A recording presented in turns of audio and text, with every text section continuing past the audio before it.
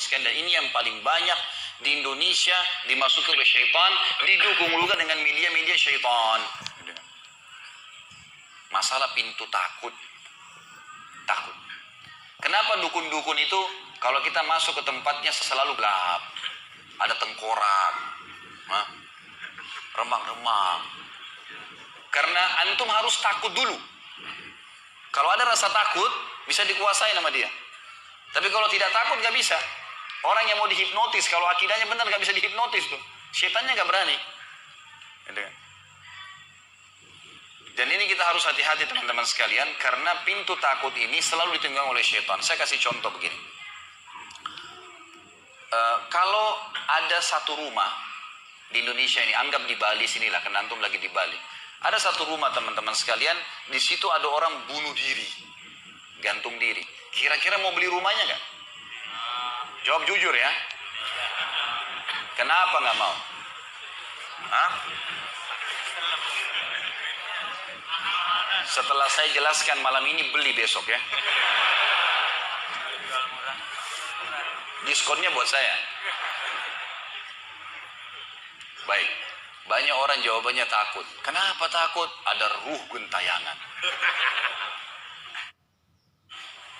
Baik, simpan contoh itu. Ada contoh kedua teman-teman. Ada satu rumah, tadi bunuh diri ya. Sekarang satu rumah dibunuh oleh perampok. Mau beli rumahnya nggak? Sama juga. Masya Allah cuma 3 orang yang jawab, yang lain berani semua. Gak mau juga beli. Kenapa? Takut. Ada ruh gentayangan. Teman-teman sekalian, ambil dari saya malam ini. Dengan izin Allah, ini ilmu dari wahyu, bukan dari saya. Tidak ada ruh gentayangan. Gak ada ceritanya dalam Islam kuburan terbuka, pocongnya keluar. Gak ada itu. Gak ada tangan dari kloset tarik-tarik orang. Itu semua dusta. Dusta. Perusakan akidah dari media-media syaitan. Sinetronnya, filmnya, segala macam. Manusia bisa berubah jadi singa lah, bisa beginilah, macam-macam. Dusta. Dusta. Nggak ada dalam Islam. Nggak ada. Dari mana dalilnya? Nggak ada ruh gentayangan. Baik, dengarkan hadisnya. Hadis yang mulia. Hadis riwayat Bukhari. Suatu hari Nabi SAW pernah mengantar jenazah sahabatnya. Waktu jenazah tersebut ditaruh di kuburan, kata Nabi SAW, kalau seseorang mukmin meninggal dunia, siapa orang mukmin teman-teman sekalian? Orang yang sudah menggabungkan antara rukun Islam sama rukun iman. Kalau antum syahadat sudah, muslim, alhamdulillah, sholat 5 waktu, zakat, puasa Ramadan, haji, sudah dikerjain. Ditambah dengan keimanan, yakin Allah ada, yakin malaikat ada mencatat, yakin diturunkan dalam Al-Quran, yakin ada Rasul yang mengajarkan Nabi Muhammad SAW, ada diterima pahalanya hari kiamat, maka itu namanya mukmin. Dengan ditambah dengan mengimani qada dan qadar. Kalau ada orang sholat, Allah ada nggak ya?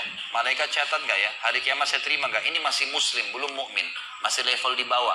Pertama muslim dulu baru mukmin. Makanya dalam hadis disebutkan ada iman, ada Islam, ada iman, ada ihsan, gitu kan? Ini level-levelnya.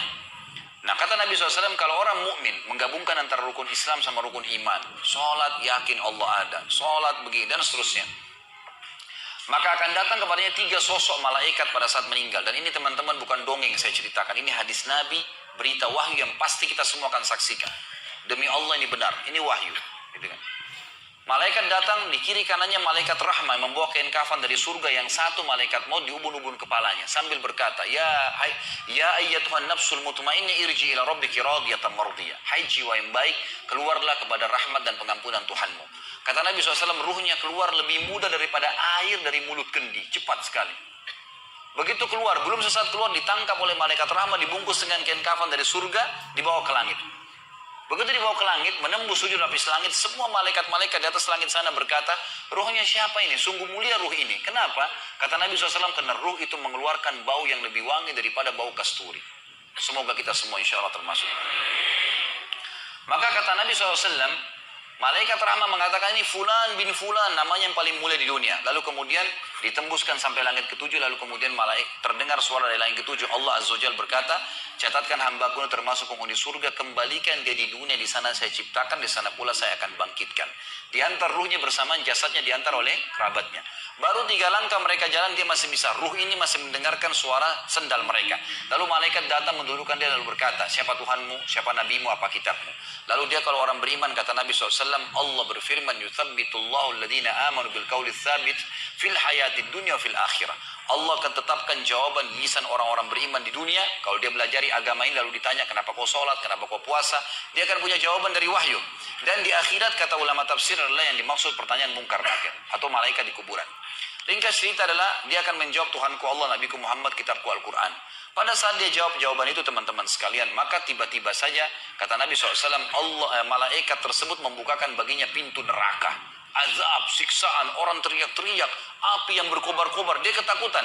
Kata malaikat, lihat dari apa Allah selamatkan dirimu. Karena kau beriman, kau nggak jadi masuk sini, ditutup. Supaya dia tahu nih, kalau dia berbuat salah akan masuk situ, ditutup. Dibuka pintu surga, dayang-dayang, permadani, istana yang luas, luar biasa. Dia gembira. Lalu kata malaikat, kau akan masuk di sini. Maka si mayit tersebut pun berdoa mengatakan, ya Allah cepatkan waktu, karena aku ingin masuk ke dalam surgaku. Lalu datang di sebelahnya orang yang tampangnya gagah, badannya bersih, wangi. Saking sempurnanya kata jenazah ini, ruh ini berkata, siapa kamu ini? Sungguh sempurna ciptaan Allah pada dirimu. Maka dia berkata, diam dulu.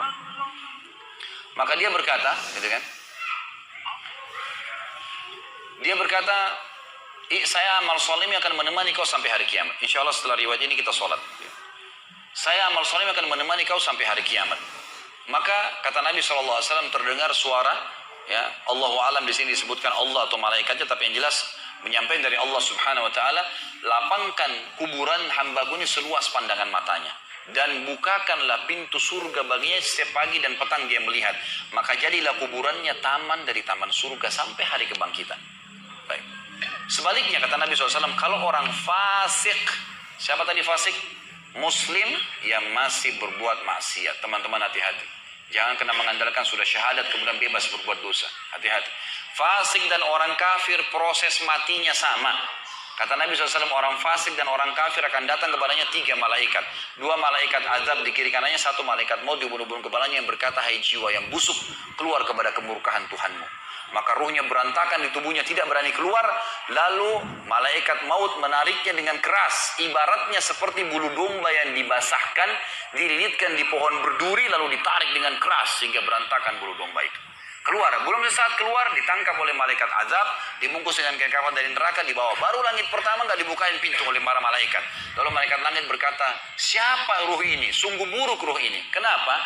Kata Nabi SAW, karena ruh itu mengeluarkan bau yang lebih busuk daripada bau bangkai. Wa na'udzubillah. Lalu malaikat azab membawa mengatakan, ini ruhnya Fulan bin Fulan, ya.